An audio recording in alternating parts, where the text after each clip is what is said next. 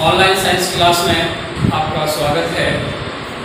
प्रिय विद्यार्थियों, हम पढ़ रहे हैं आनुवांशिकी, जिसमें संकर पूर्वज संकरण के बारे में हम अध्ययन कर रहे थे। संकर पूर्वज संकरण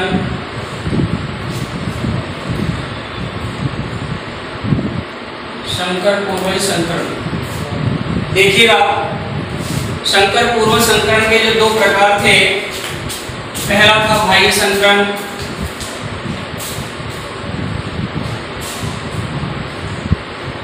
बाह्य संकरण में क्या होता है, वन पीढ़ी की संतति में कैपिटल टी स्मॉल टी का क्रॉस जो है वो करवाया जाता है प्रभावी लक्षण वाले कैपिटल टी के साथ। ये प्रभावी जनक होता है, प्रभावी जनक के साथ इसका क्रॉस होता है, जिसमें नई संततियां प्राप्त होती हैं, जिनमें capital T, capital T small T और कैपिटल टी स्मॉल टी। इस प्रकार से संततियां प्राप्त होती हैं, जो कि 100% क्या होती हैं, लंबी। कैसे होते हैं, 100% लंबे होते हैं, और इनमें 50% समयुग्मजी लंबे और 50% विषमयुग्मजी लंबे पौधे प्राप्त होते हैं, जिनका लक्षण प्रारूप 100% लंबे पौधे थे और जीन प्रारूप में 2:2, यानी कि 50% तो समयुग्मजी लंबे और 50% विषमयुग्मजी लंबे पौधे प्राप्त होते हैं। इसके बाद जो नेक्स्ट था वो था परीक्षण संकरण। परीक्षण संकरण में मैंने आपको कल समझा रहा था, शायद मैंने आपको उसकी परिभाषा भी कंप्लीटली लिखवाई दी थी। अब आप उसे समझें और ध्यान दें। परीक्षण संकरण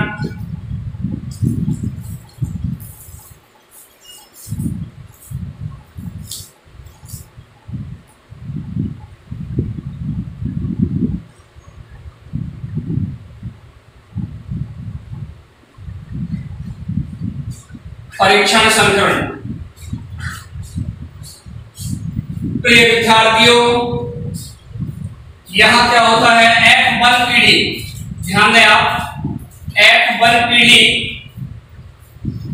के पादप का संकरण या क्रॉस जो होता है अप्रभावी जनक स्मॉल टी, ये अप्रभावी जनक होता है, अप्रभावी जनक के साथ करवाया जाता है।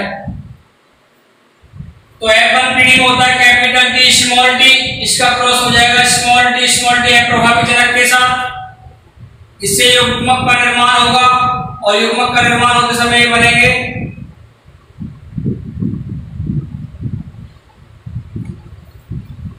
यहां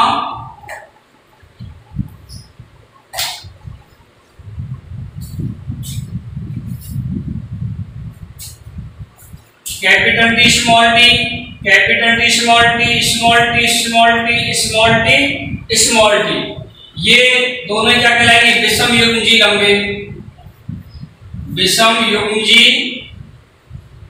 लंबे, ये दोनों क्या कहलाएंगे, समयुग्मजी बौने,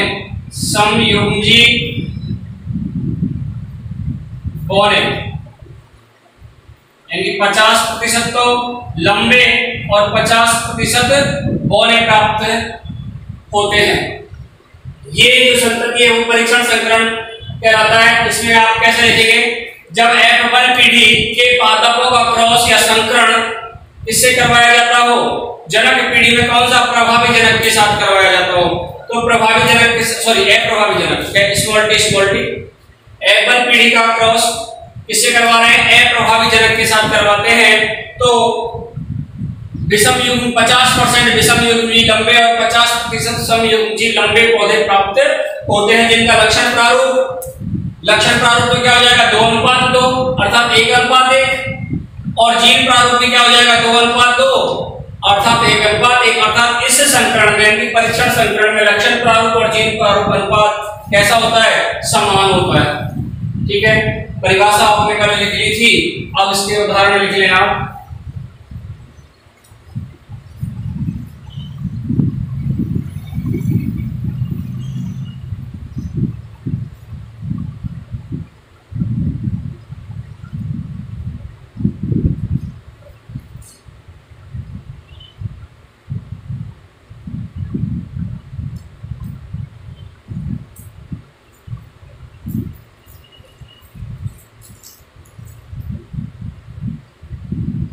विषम युग्मजी लंबे, यहाँ लिख लेना कैपिटल टी स्मॉल टी, ये आपको F1 पीढ़ी से प्राप्त हुआ है। यहाँ F1 पीढ़ी,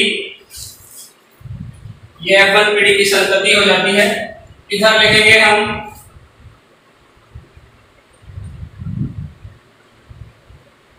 समयुग्मजी बौने स्मॉल टी, ये आपका अप्रभावी जनक है।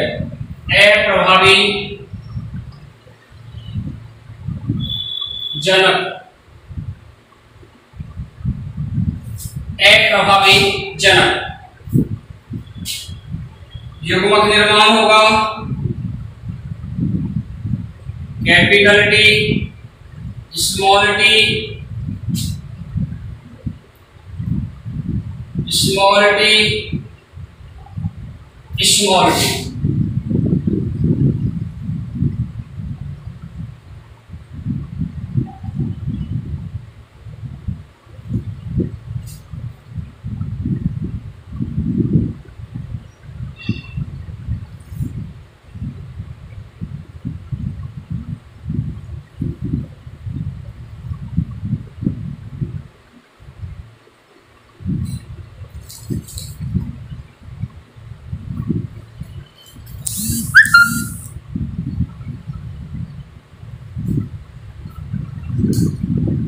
Capital T small T, capital T small T, small T small T small T small T, ये हो जाता है आपका विषम युग्मजी लंबे। विषम युग्मजी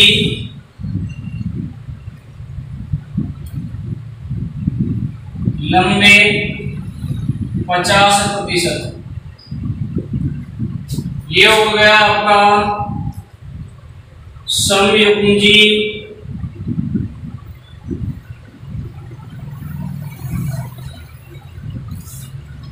बौने 50%। इनके मध्य क्रॉस आपको दिखाना है, यहाँ अर्धसूत्री विभाजन,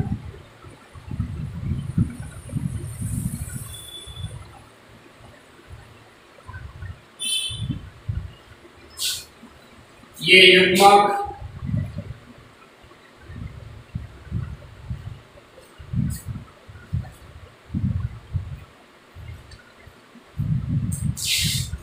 इधर आपका लक्षण प्रारूप और जीन प्रारूप देख लेंगे। यहाँ पर लक्षण प्रारूप अनुपात, लक्षण प्रारूप लिखेंगे आप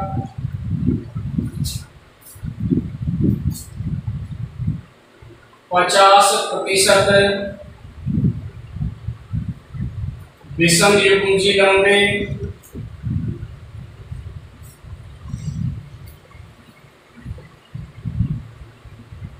अनुपात 50% समयुग्मजी बौने, या 2:2 या 1:1। कैसे यहां लिखेंगे आप जीन प्रारूप अनुपात, जीन प्रारूप अनुपात भी 2:2 सरल अनुपात 1:1 आ जाएगा। ये आपको देखिएगा, ये परीक्षण संकरण है जिसमें F1 पीढ़ी के पादप का क्रॉस या संकरण अप्रभावी जनक के साथ करवाया जाता है। जब अप्रभावी जनक के साथ F1 पीढ़ी के पादप का क्रॉस होता है तो अगली पीढ़ी में 50% पादप तो विषम युग्मजी लंबे प्राप्त होते हैं, जबकि 50% पौधे समयुग्मजी लंबे प्राप्त होते हैं, जिसका लक्षण प्रारूप अनुपात 2:2 या 1:1 सरल अनुपात हो जाएगा। ऐसे जीन प्रारूप अनुपात भी 2:2 और उसका सरल अनुपात क्या हो जाएगा 1:1 प्राप्त होता है। इस प्रकार से ये आपका परीक्षण संकरण हुआ। संकर पूर्व संकरण के जो 2 प्रकार थे बाह्य संकरण और परीक्षण संकरण, उसमें ये आपका परीक्षण संकरण का टॉपिक है जो संपूर्ण हुआ। अब इससे आगे जो नेक्स्ट है वो है आपका मेंडल की आनुवंशिकता का तृतीय नियम, वंशागति का तृतीय नियम, जिसे स्वतंत्र अपव्यूहन का नियम कहते हैं।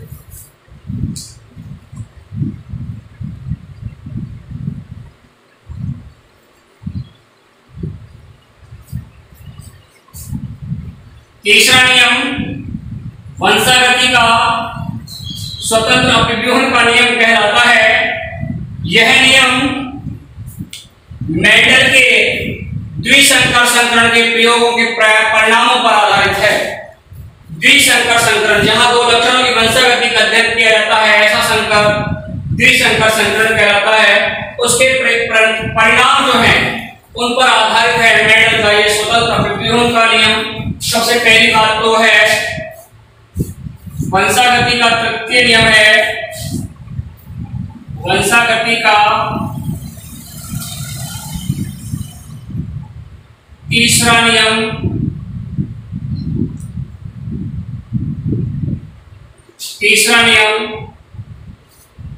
स्वतंत्र अपव्यूहन का नियम, स्वतंत्र अपव्यूहन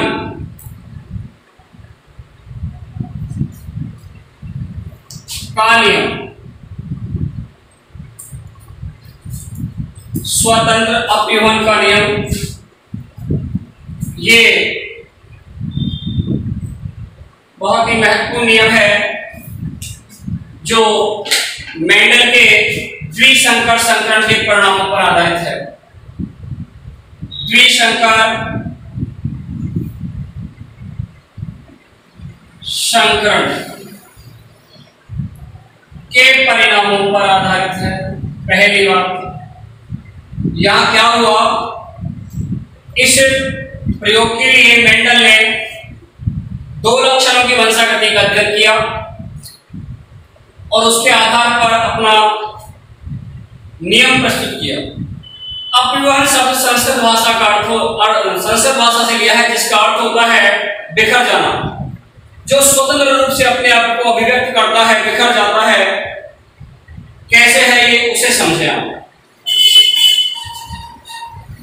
इस नियम के अनुसार दो या दो से अधिक विपर्यासी लक्षणों वाले पादपों के मध्य जब क्रॉस करवाया जाता है, दो या दो से अधिक, क्योंकि आपको पता ही है ये तो एक संकर संकरण के प्रयोग में केवल एक लक्षण की वंशागति का अध्ययन किया जाता है।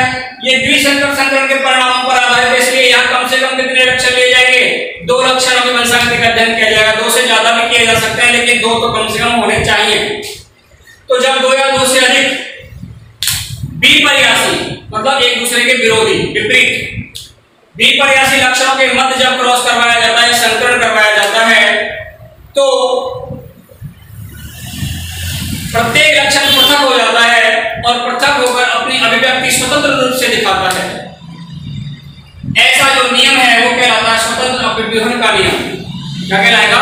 स्वतंत्र अपव्यूहन का नियम। पहले हम इसकी परिभाषा लिख लेते हैं, बाद में इसको अच्छे से समझेंगे उदाहरण के द्वारा। तो आप पहले परिभाषा लिख लें।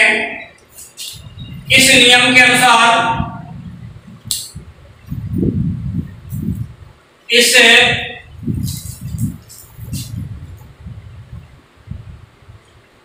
इस नियम के अनुसार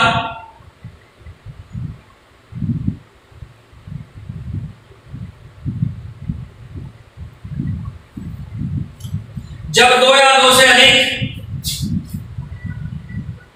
यदि दो या दो से अधिक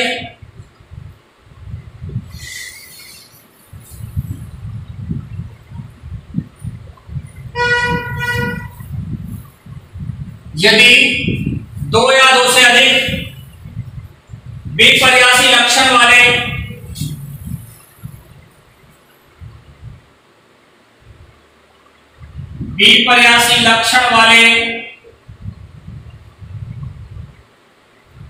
दो या दो से अधिक विपर्यासी लक्षण वाले पादपों के मध्य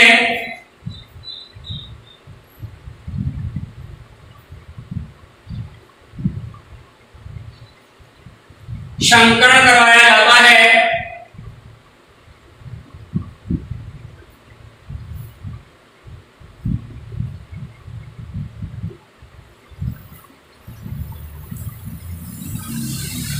विपर्यासी लक्षण वाले पादपों के मध्य संकरण करवाया जाता है तो एक लक्षण की वंशागति पर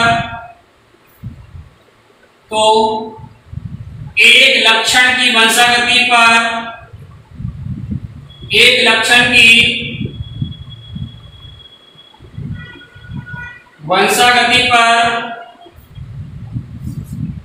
लक्षण की वंशागति पर दूसरे लक्षण की वंशागति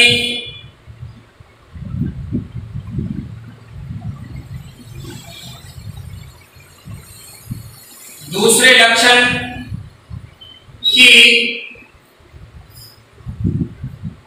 वंशागति एक लक्षण की वंशागति पर दूसरे लक्षण की वंशागति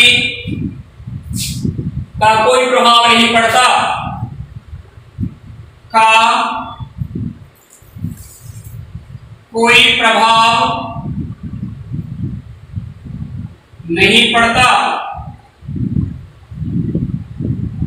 एक लक्षण की वंशागति पर दूसरे लक्षण की वंशागति का कोई प्रभाव नहीं पड़ता अर्थात प्रत्येक लक्षण के युग्म विकल्पी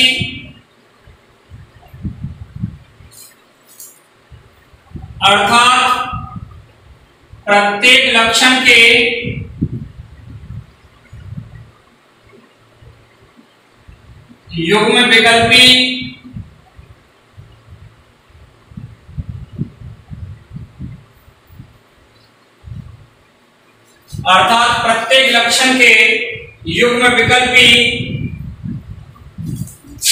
केवल पृथक ही नहीं होते,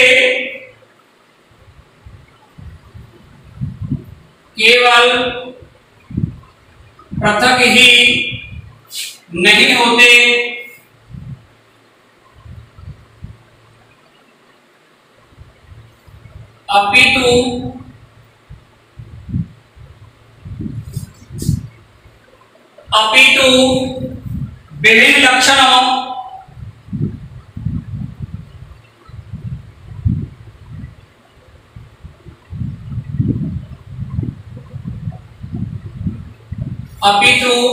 विभिन्न लक्षणों के युग्म विकल्पी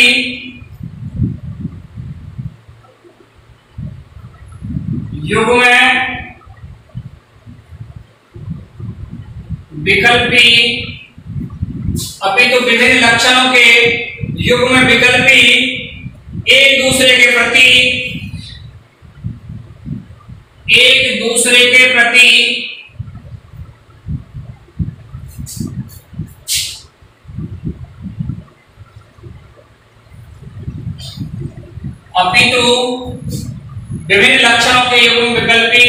एक दूसरे के प्रति स्वतंत्र रूप से व्यवहार करते हैं, एक दूसरे के प्रति स्वतंत्र रूप से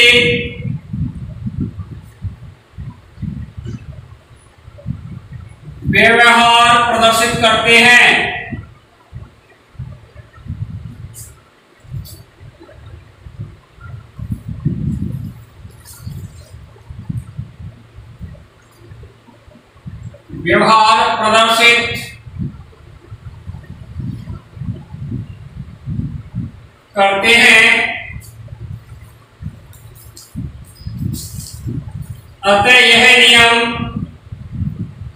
अतः यह नियम स्वतंत्र अपव्यवहार का नियम कहलाता है। स्वतंत्र अपव्यवहार का नियम कहलाता है। ध्यान दें आप, यदि दो या दो से अधिक विपर्यासी लक्षण वाले पादपों के मध्य जब संकरण करवाया जाता है तो एक लक्षण की वंशागति पर दूसरे लक्षण की वंशागति का कोई प्रभाव नहीं पड़ता। एक लक्षण की वंशागति भाई यहाँ लक्षण दो हो गए, कम से कम दो या दो से ज्यादा कितने भी हो सकते हैं, लेकिन दो लक्षण, तो एक लक्षण की वंशागति दूसरे वाले लक्षण की वंशागति पर प्रभाव नहीं डालेगी। तो एक लक्षण की वंशागति का दूसरे लक्षण की वंशागति पर कोई प्रभाव नहीं पड़ता, अर्थात प्रत्येक लक्षण के जो युग्म विकल्पी होते हैं वो केवल पृथक ही नहीं होते, अपितु विभिन्न लक्षण को युग्म विकल्पी एक दूसरे के प्रति स्वतंत्र रूप से व्यवहार करते हैं। प्रत्येक युग्म विकल्पी अलग ही नहीं होता, अलग तो होता ही है, साथ में स्वतंत्र रूप से अपना व्यवहार भी प्रदर्शित करते हैं, अपना व्यवहार दिखाते हैं, अलग होकर अपना व्यवहार दिखाते हैं, बिखर कर स्वतंत्रता से अपने आप को अलग कर लेते हैं और अपना एक अलग व्यवहार प्रदर्शित करते हैं। इसलिए इस नियम को क्या कहते हैं? स्वतंत्र अपव्यूहन का नियम। क्या कहेंगे? स्वतंत्र अपव्यूहन का नियम। ये नियम स्वतंत्र अपव्यूहन के नियम के नाम से जाना जाता है। ये है आपका बंसा गति का तीसरा नियम, जिसे स्वतंत्र अपव्यूहन का नियम कहते हैं। अब इसको समझने के लिए आप उदाहरण लेंगे।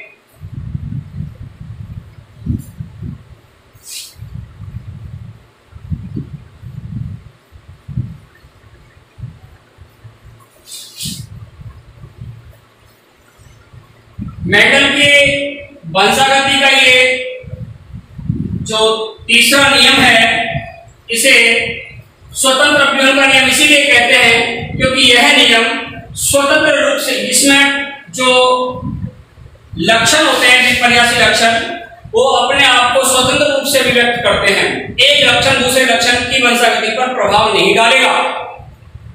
उदाहरण देखें आप।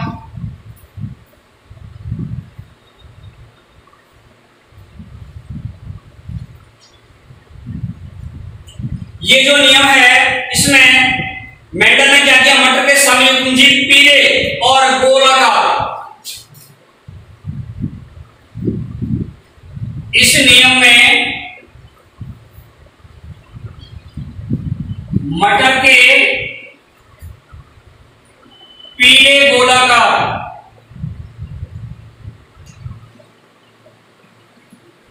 पीले गोलाकार का जो लक्षण है, ये प्रभावी लक्षण है। पीले गोलाकार, इसके लिए उन्होंने capital Y, capital Y, capital R से इसे प्रदर्शित किया है। पीले गोलाकार बीज वाले पौधे का, बीज वाले पौधे का संकरण, बीज वाले पौधे का हरे झुर्रीदार, हरे झुर्रीदार, small r small r, small y small y, small r, झुर्रीदार, हरे झुर्रीदार पादप के साथ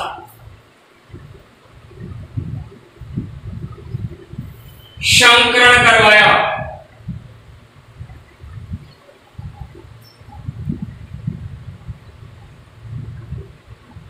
संकरण करवाया।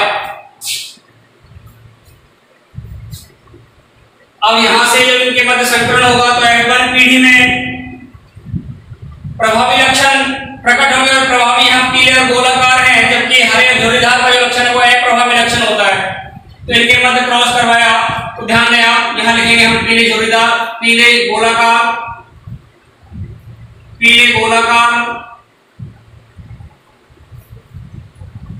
Capital Y, capital Y, capital R, capital R. ये प्रभावी जनक है समयुग्मजी।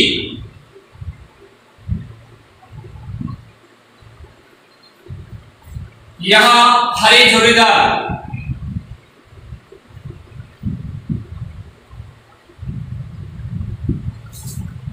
हरे झुर्रीदार, small y small y, small r small r. ये भी समयुग्मजी है, समयुग्मजी। ये प्रभावी लक्षण होगा या अप्रभावी जनक है, ये प्रभावी जनक है। ये आपकी पेरेंट्स पीढ़ी है, यानी जनक पीढ़ी, जनक पीढ़ी। इनके मध्य क्रॉस करवा रहा है मेंडल ने, यहां क्रॉस करवाया। इन दोनों के मध्य जब क्रॉस होता है तो इनके द्वारा यहां युग्मकों का निर्माण होगा। इधर capital R, capital Y, capital R, ये, और इधर होगा small y, small r, small y, small r. इस प्रकार से युग्मक का निर्माण होता है। ये युग्मक हो गए।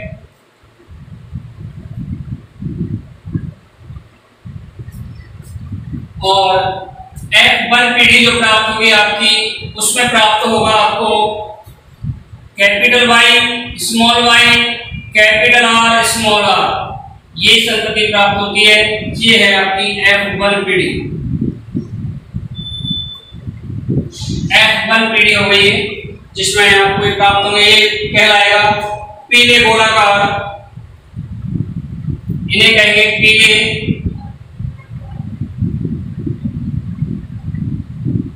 गोलाकार। पीले गोलाकार चूंकि ये प्रभावी लक्षण है तो यही दृष्टिगोचर होगा, जिसे विषम युग्मजी भी कहेंगे। पीले गोलाकार विषम युग्मजी, विषम युग्म जी। अब इनके मध्य स्वयं परागण होगा। यहां 4 युग्मकों का निर्माण होगा।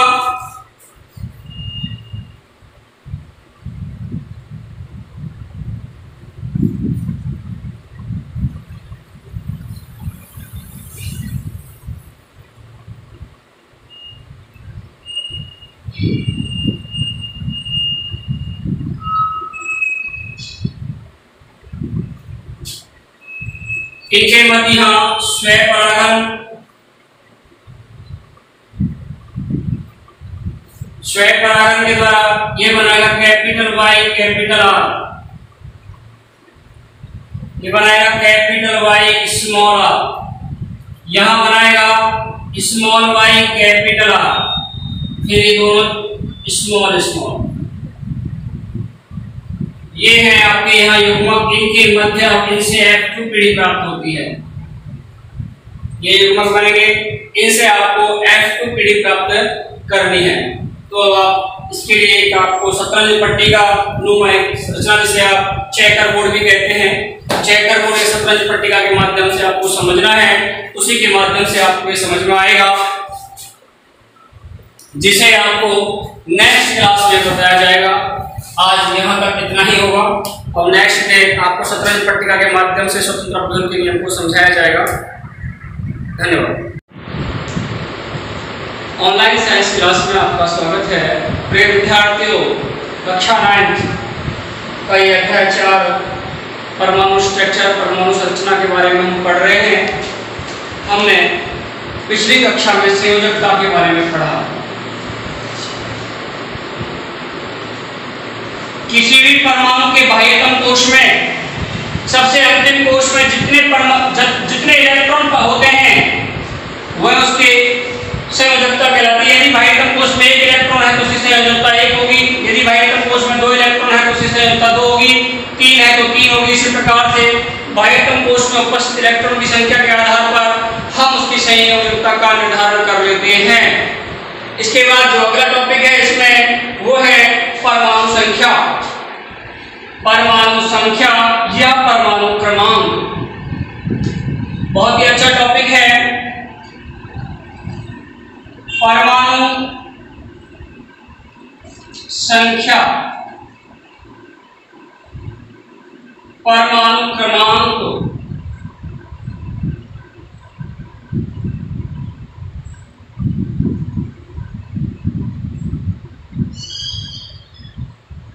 परमाणु संख्या या परमाणु क्रमांक, आप ध्यान दें, किसी भी परमाणु के नाभिक में प्रोटॉनों की टोटल संख्या, कुल संख्या, उस परमाणु का परमाणु क्रमांक या परमाणु संख्या कहलाती है। किसी भी परमाणु के नाभिक में जितने प्रोटॉन होते हैं, प्रोटॉनों की जितनी संख्या होती है, यदि किसी परमाणु के नाभिक में प्रोटॉनों की संख्या 1 है तो उसका परमाणु क्रमांक या परमाणु संख्या 1 होगा। यदि 2 है तो 2, 3 है तो 3 होगा। इस प्रकार से प्रोटॉनों की संख्या ही परमाणु संख्या या परमाणु क्रमांक का निर्धारण करती है। परमाणु क्रमांक या परमाणु संख्या को Z के द्वारा प्रदर्शित किया जाता है। किससे प्रदर्शित करेंगे? Z से प्रदर्शित किया जाता है। तो आप यहां लिखेंगे, एक परमाणु में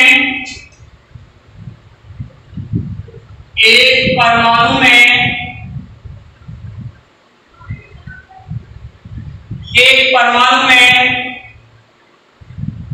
उपस्थित प्रोटॉन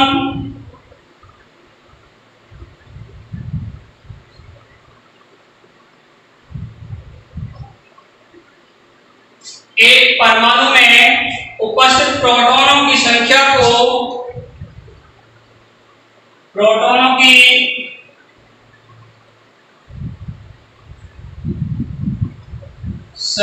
को एक परमाणु में उपस्थित प्रोटॉनों की संख्या को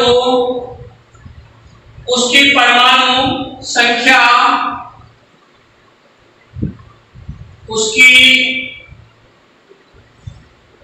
परमाणु संख्या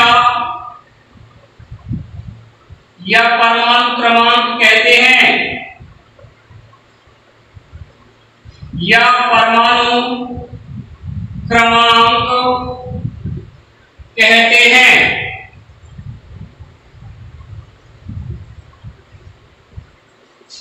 एक परमाणु में उपस्थित प्रोटॉनों की संख्या को उसकी परमाणु संख्या अथवा परमाणु क्रमांक कहते हैं। इसे Z से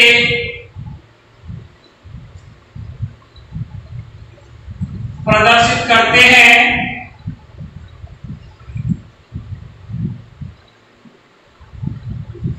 इसे Z से प्रदर्शित करते हैं। इसे Z से प्रदर्शित करते हैं। अब आप सुनिएगा, जैसे किसी तत्व के बहुत से अणु हैं,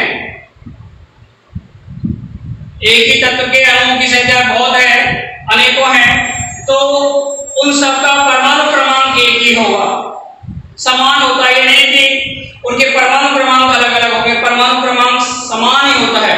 तो आप यहां लिखेंगे किसी तत्व के सभी अणुओं की